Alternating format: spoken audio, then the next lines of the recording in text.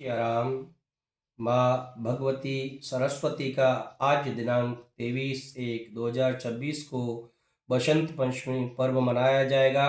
और इस बसंत पंचमी पर्व के दिन सभी जो भी हमारे उपासक हैं, माँ सरस्वती की ज्ञान के लिए उपासना की जाती है, इसलिए माँ सरस्वती का ध्यान करते हैं। जयति माँ सरस्वती, जयति जय जय माँ सरस्वती, जयति जय जय माँ सरस्वती, जयति वीणा धारिणी, जयति वीणा धारिणी, जयति जयति जय जय माँ सरस्वती, जगत का कल्याण करे माँ, तुम हो वीणा वादिनी, माँ तुम हो वीणा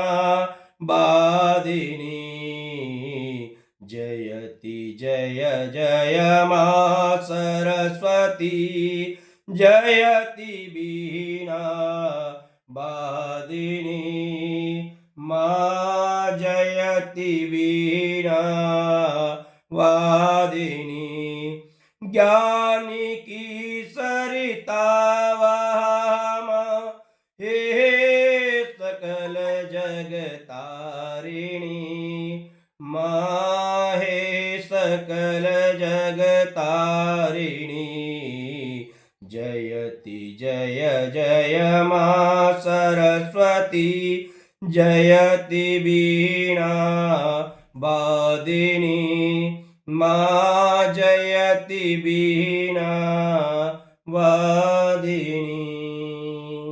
जय श्री राम।